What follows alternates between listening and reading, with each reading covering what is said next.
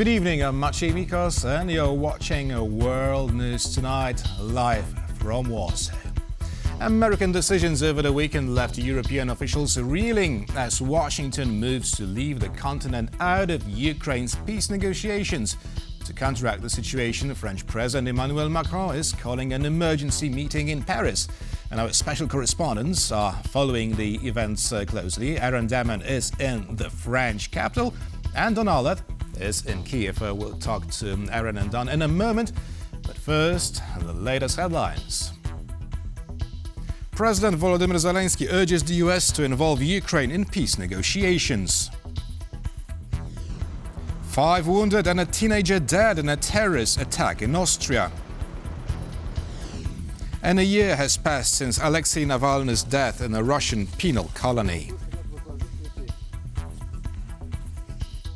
US envoy Keith Kellogg's announcement that Europe will not take part in the ceasefire negotiations between Russia and Ukraine has stunned EU leaders attending the Munich Security Conference. French President Emmanuel Macron will convene an emergency European summit Monday in Paris to discuss the current state of affairs and Europe's security. And so we're now joining our chief political correspondent, Aaron Damon, who's on the ground. Hello, Aaron. What more can you tell us about tomorrow's meeting?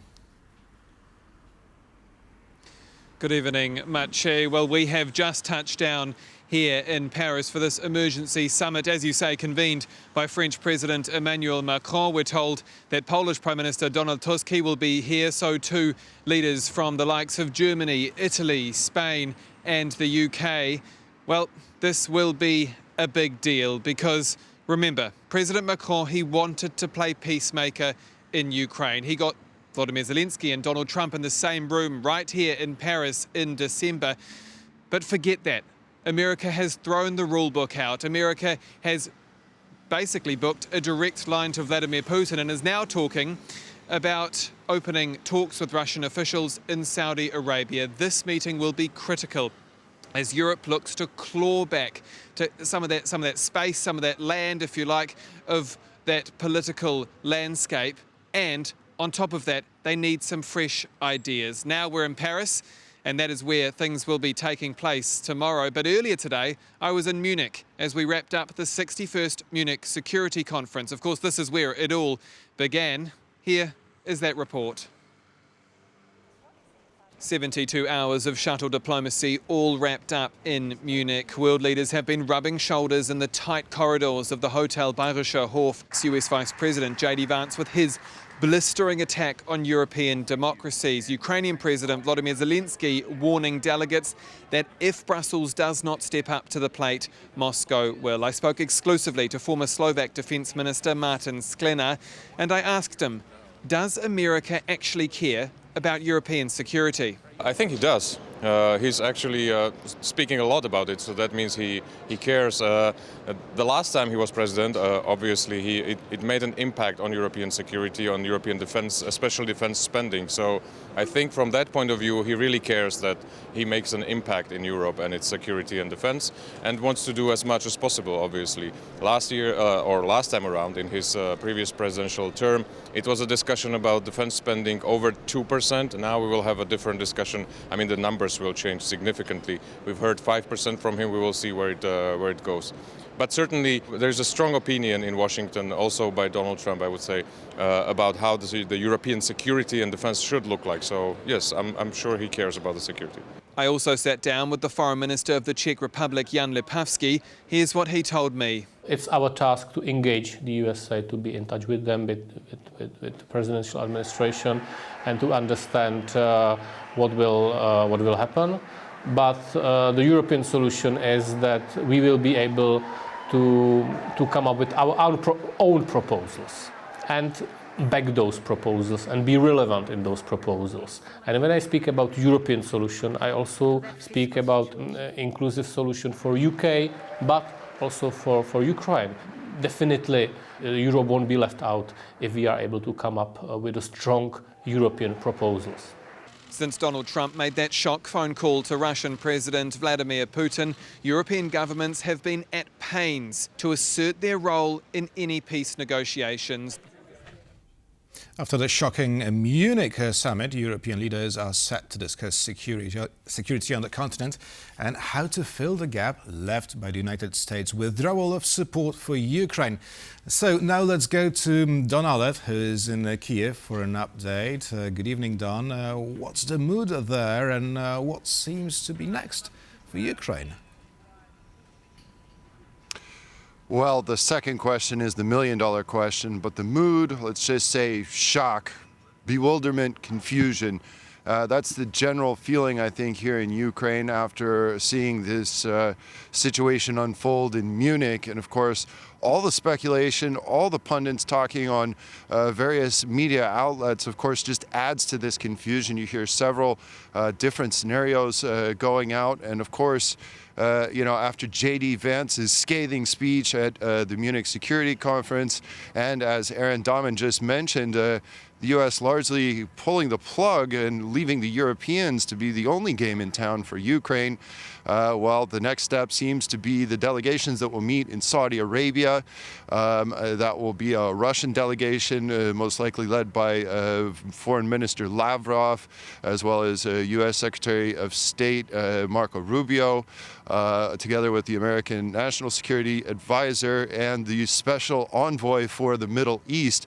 What's interesting, though, is Keith Kellogg, former General Keith Kellogg, the Special Envoy for Russia and Ukraine. Well, apparently he's been made only the special envoy for Ukraine, but he's largely absent from what we've been seeing unfold the last few days, besides a few appearances on media networks.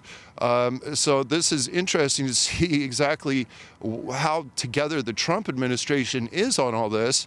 But those negotiations are going to be very difficult indeed. And if the United States tries to bring in the Middle East situation, what's happening in Gaza and their plans for Gaza, it's just going to completely confound the negotiations there. So President Zelenskyy did speak to American media, and well, he talked about situation involving a decision being made above Ukraine's head, and well, listen to what he said. So I will never accept any decisions between the United States and Russia about Ukraine. Never. And our people, never. Can Ukraine survive without U.S. military support? Probably it will be very, very, very difficult. And of course, in all the difficult situations, you have a chance, but we will have low chance to survive without support of the United States. Now, Don, I can tell it's quite cold in Kiev today, and Russians apparently want to make a good use of it, as the Kremlin has launched another wave of drones at the Ukrainian cities, and the biggest attack this year. So what more can you tell us about this attack?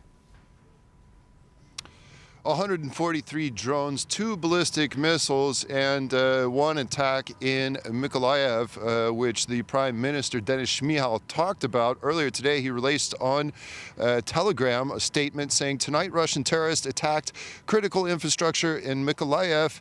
Enemy drones damaged the city's thermal power station. This was done deliberately to deprive people of heating in sub-zero temperatures and create a humanitarian disaster. Currently, 46,000 people remain without access to heating." Now, it's currently minus 3 degrees Celsius in Mykolaiv, but temperatures are expected to drop to minus 10.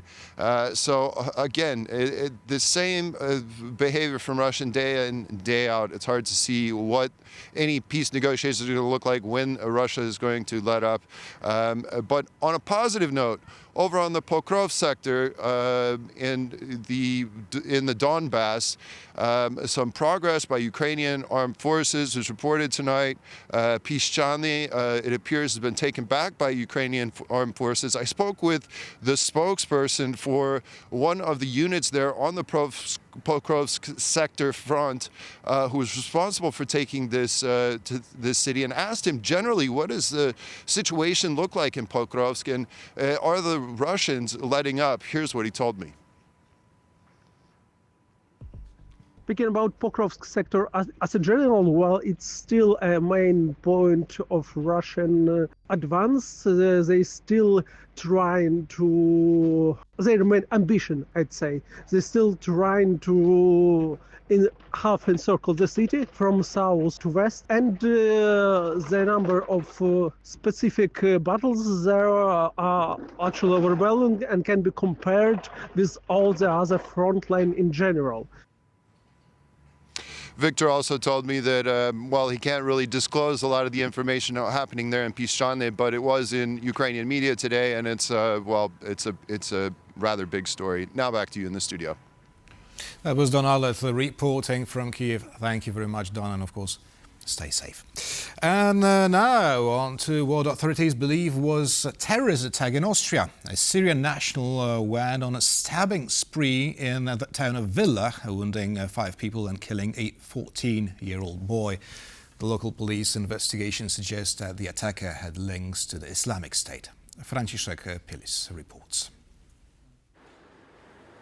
Residents of Villach, a town in Austria near the Italian border, placed dozens of candles on a street that was the scene of a horrifying crime. I still can't imagine that it happened in Villach. I'm completely shocked.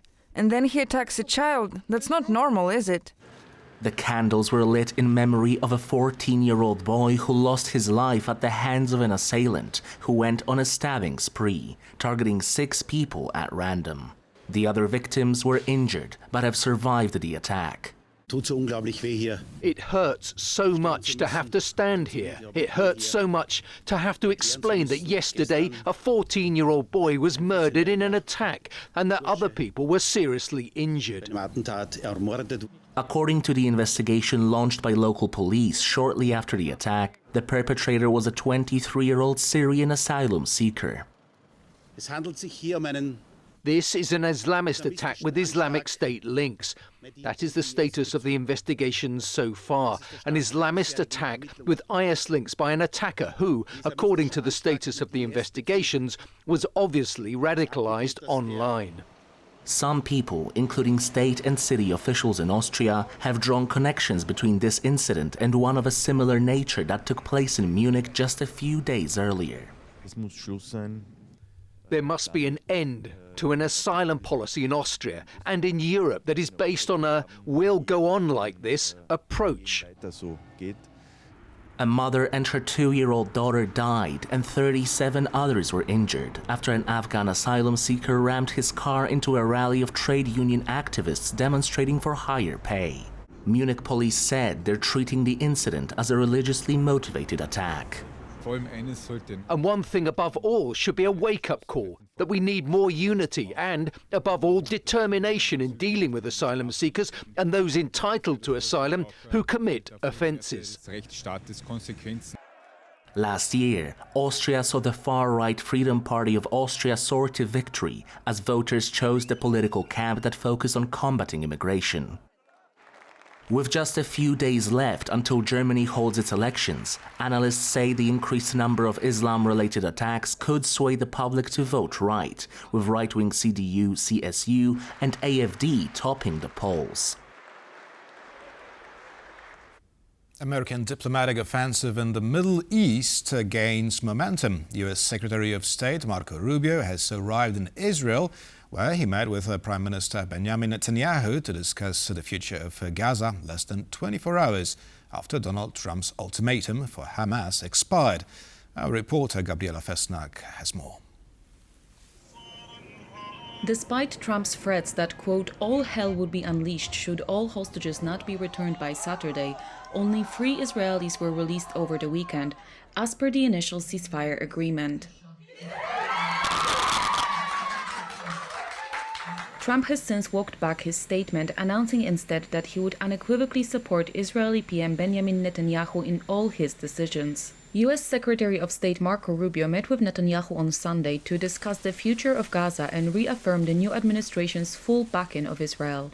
It's an honor to serve in this role on behalf of President Donald Trump, who, as you've accurately stated, Mr. Prime Minister, is a tremendous friend of Israel. There's been no stronger ally for Israel in the White House than President Trump. The full extent of Trump's support for Netanyahu was on display earlier this month when the US president revealed his plan to forcibly resettle the residents of Gaza and turn the Strip into an upscale settlement. Everybody I've spoken to loves the idea of the United States owning that piece of land, developing and creating thousands of jobs with something that will be magnificent. Trump's vision for Gaza was high on the agenda during Rubio's meeting with Netanyahu. Secretary Rubio and I discussed President Trump's bold vision for Gaza's future, how we can work together to ensure that that future becomes a reality. The plan to forcibly resettle more than 2 million Gazans sparked global backlash and has been rejected by the Palestinians. Rubio's visit to Israel coincided with the first shipment of Mk-84 bombs after Trump lifted a blockade on the munitions imposed by the previous administration. The Biden White House declined to deliver the unguided 2,000-pound bombs to Israel out of concern over their effects on densely populated areas in Gaza. The death toll of the Israeli assault on Gaza exceeds 48,000, with more than 111,000 injured. 3 people were killed on Sunday in an Israeli airstrike on Rafah, in violation of the ceasefire agreement.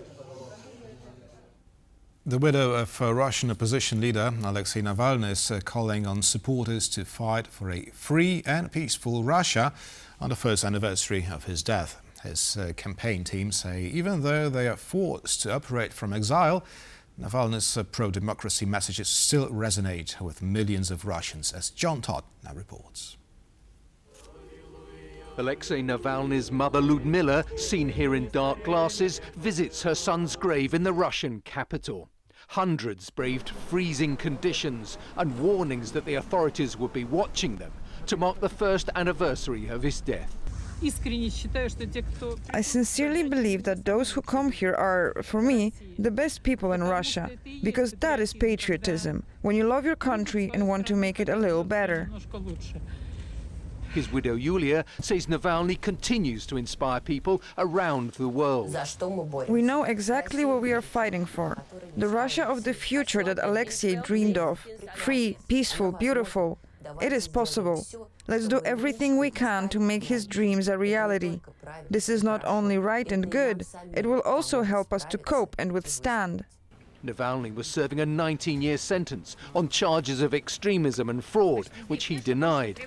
His death in an Arctic penal colony is widely viewed as a political assassination. He'd angered Vladimir Putin and the authorities with online exposés of Russian corruption that were viewed by millions. The Russian state also labelled his organisation as extremist, driving opposition figures abroad from where they continue to campaign. It works because, again, millions and millions of people in Russia who do not give up hoping for a better, democratic, peaceful country one day, they continue to watch us. Navalny's messages resonate very significantly with the Russian people. Analysts say his fight against corruption and drive for democracy have had a lasting impact. Alexei Navalny's legacy is one of courage, accountability and resistance against corruption and against corrupted regime. He is one of those, big names who've sacrificed their lives, their careers, their livelihoods to this very big ideas that some of us have taken for granted: liberty, democracy, rights. But he was not without controversy. He'd failed for a long time to clarify whether he would return Crimea to Kyiv if he became president, angering many Ukrainians. And it was only in 2023 that he unequivocally condemned the Kremlin's war against its neighbour. For those paying their respects, he remains a hero. Alexei remained a symbol of resistance, so naturally I wanted to come today. I feel a bit of joy and happiness because there are so many people here that remember him. 1 year on from his death, people around the world are remembering a man who stood up to President Putin and paid the ultimate price. And now let's listen to the interview Chief Political Correspondent Aaron Damon recorded with the Czech Foreign Minister Jan Lipavsky. You're watching TVP World's special coverage from the 61st Munich Security Conference, and joining me now is Foreign Minister of the Czech Republic, Jan Lipavsky. Thank you for your time. Thank you very much for having me. You've just emerged from a special foreign ministers meeting. What was the takeaway from that meeting? What was the tenor of those conversations? So this meeting was very interesting. It was informal meeting. It was a meeting of ministers who could gather today in Munich, mostly mid-sized and smaller European states. So we should be precise in defining the results of such meeting. So I think the information given by Kaja Kallas that she is working on a European plan was very well received. And also there was some kind of roundtable discussion on what steps to make further in the current situation, how to make more united European response to the current events, being it what we hear about context between USA and Russians, and how to approach that. So I think it was an important meeting in a sense that we could discuss our ideas and to hear what Kaja Kallas has in mind and what she's working on. And it is a difficult situation. An emergency summit is also shaping up in Paris with European leaders. Is Europe in crisis mode over what the US plans for Ukraine?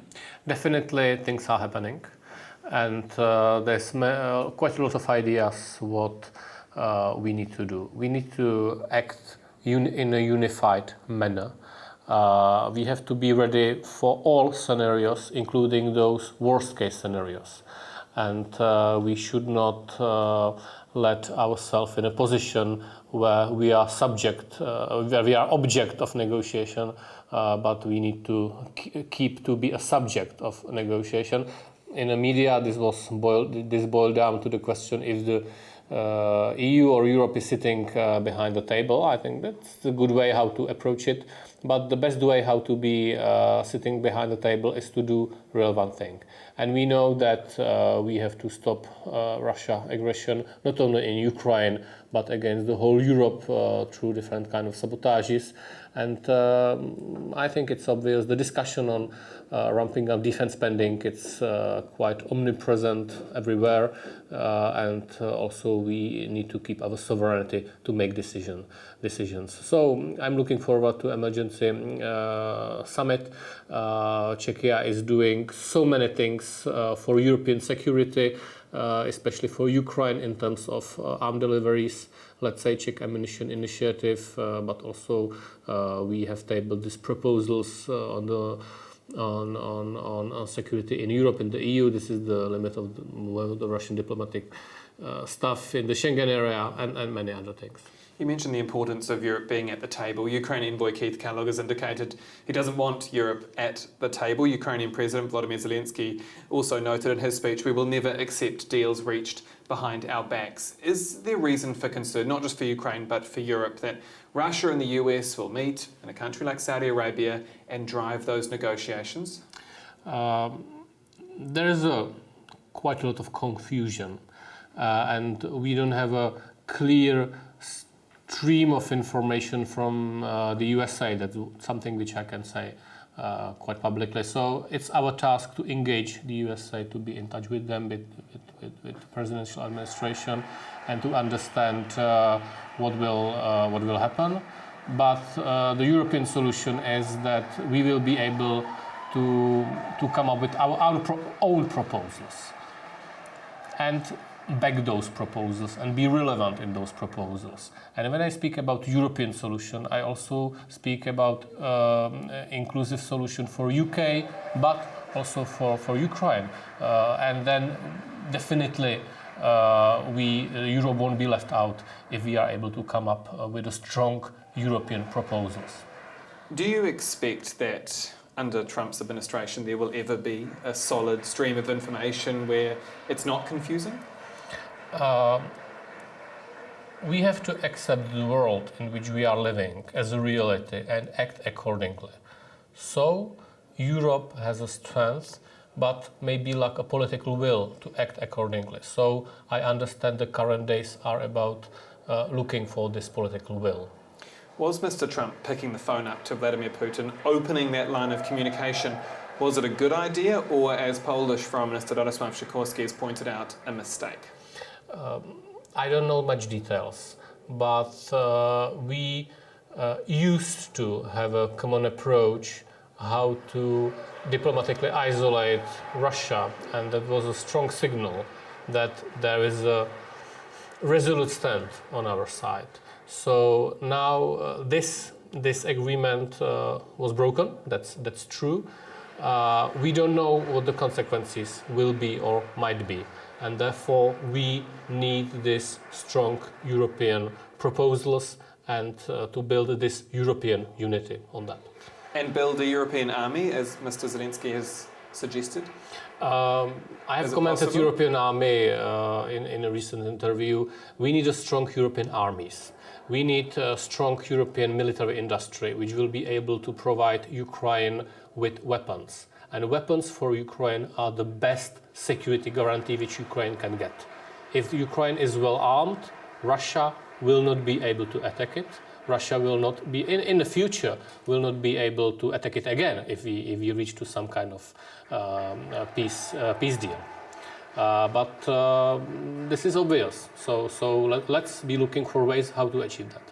So in your mind, it's all about continuing military aid and support for Ukraine, not about Europe collaborating on troops, forces, and then, I guess, bringing those into Ukraine either during the war or after a ceasefire? There are so many ways and scenarios, so I don't want to speculate and get into much details. This should be part of the proposals, but Ukraine army is able for 3 years to defend itself from Russia. So let's give them what they need for this defense. Is the Czech Republic open to sending troops or forces into Ukraine after a ceasefire has been struck to keep the peace?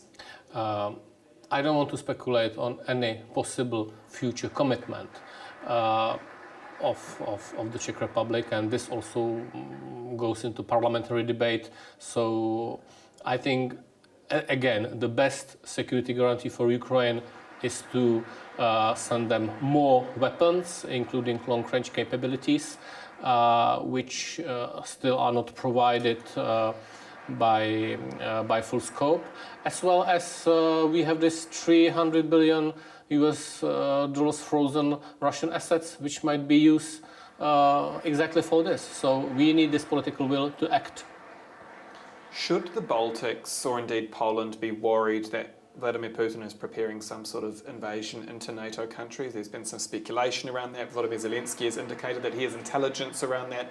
What do you make of those claims? I would not say this is a speculation. This is something which can be understood from all the military planning which Russia is doing. This is something which can be understood from the way how the Russian propaganda is speaking.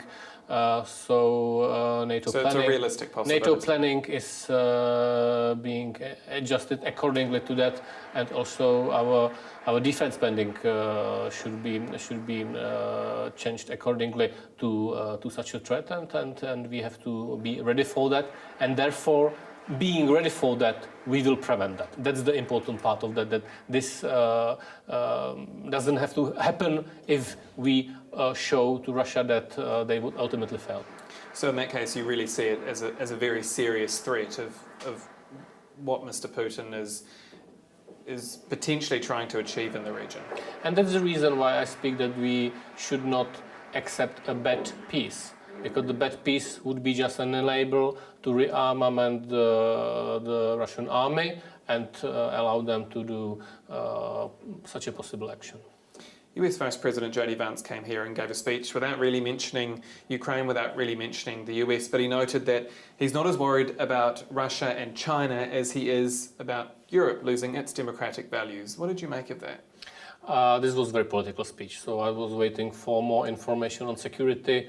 I had the opportunity to meet with General Kellogg twice. We are seeking other ways how to engage the new US administration. We can hear what the Trump is saying, so this is important for me on the security. In that speech, there was not much to listen. What J.D. Vance said in public, Are those similar messages that you're hearing from someone like Keith Kellogg in private? Or is the focus there really on Ukraine peace talks negotiations? Mr. Kellogg is focused on designing a plan of possible actions. That's his role as far as I understand it from those two meetings. And from those meetings, do you get a sense that the US has Ukraine in its best interests? I think every politician in US administration now says one thing, that the US interest comes first. Czech Republic Foreign Minister Jan Lipavsky, thank you again for your time. Thank you very much. And that's all for this exclusive interview here on TVP World. I'm Aaron Darman. Goodbye for now. And that would be all we have prepared for now. Thank you for watching and stay with us for much more here on TVP World.